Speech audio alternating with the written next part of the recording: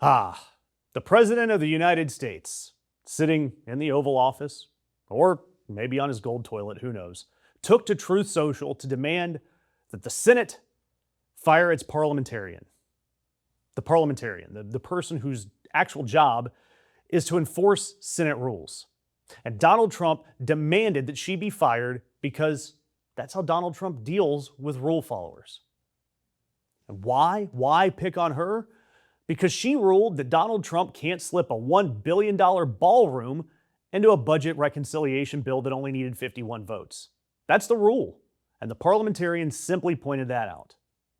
So, of course, Donald Trump posted shockingly that Republicans have kept the very important position of parliamentarian in the hands of a woman, Elizabeth McDonough, who was appointed long ago by Barack Hussein Obama and a vicious lunatic known as Senator Harry Reid, who ran the Senate for the Democrats with an iron fist. Over the years, she has been brutal to Republicans, but not so to the Democrats. Ooh, sick burn. So clever, changing the E in Democrats to a U, so it's Democrats. Oh my God. That is from that sharp mind of the 79-year-old. And of course, his last real big idea was the ballroom. And the parliamentarian, Elizabeth McDonough, yes, a woman who he pointed out her gender correctly, who has held this job since 2012 and has ruled against both parties so many times that you can't think that she's being unfair. And all that she said, the only thing she said is, Trump, if you want your ballroom, get 60 votes. Pass it like a regular human. But dictator Trump isn't a regular human, and he didn't want 60 votes. He want ballroom now. So he started posting. And then in the middle of his Truth Social meltdown, which also had dozens of posts about the fountains in Washington, D.C., whatever, an extraordinary thing happened. Republicans started saying no. Senate Majority Leader John Thune, Trump's guy, allegedly, went to reporters Wednesday and said the president's attacks on the parliamentarian are concerning. And he said firing her would create even more vote issues here if we were trying to do something like that. Translated from Senate Republican to English, Mr. President, please, my golden God, stop posting. You're losing us votes. Then you have Bill Cassidy in Louisiana, the Republican senator, who's in a runoff next month, the one that Trump campaigned against.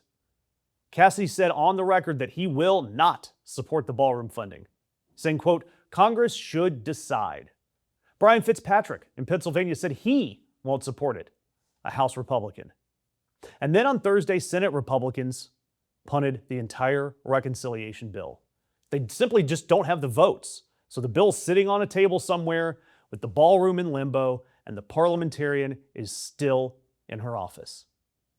And now the Democrats are sitting here laughing. And really, for 5 years, 10 years really, the Republican Party has been this hive mind, a single organism with one mind, and that mind did whatever Trump told it to do. But now you've got people like Cassidy going full scorched earth, Massey, Thomas Massey of Kentucky, the Republican that Trump hated personally over the Epstein files, the one that he spent record dollars to defeat, the one that Tucker Carlson even called the death of MAGA. Massey, he's still in Congress, he's still voting his conscience, and he's got months left. So why are these Republicans suddenly finding their backbones in late May? Aside from the ones that have no reason to bow to King Trump, like Massey or Cassidy, that may have lost an election, the answer's in the polls. Republicans can read the polls. They know that Trump's approval is at 33% on the economy. They know that the generic ballot is upside down in Democrats' favor. They know the midterms are coming, and they know that their party is going to take a beating.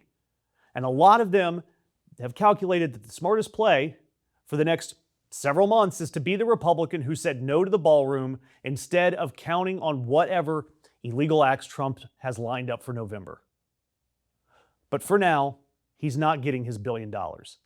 And for now, the parliamentarian hasn't been fired. He's not getting his ballroom in this budget cycle.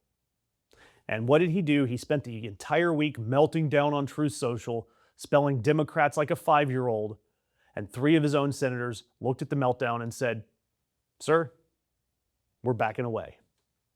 Subscribe to the Ring of Fire, hit the notification bell, and stick with us, because the lame ducks are about to get a lot less polite. And I'm going to be here every single day watching the asshole in the White House try to build a ballroom in his own head while the actual Senate slowly walks away from the table.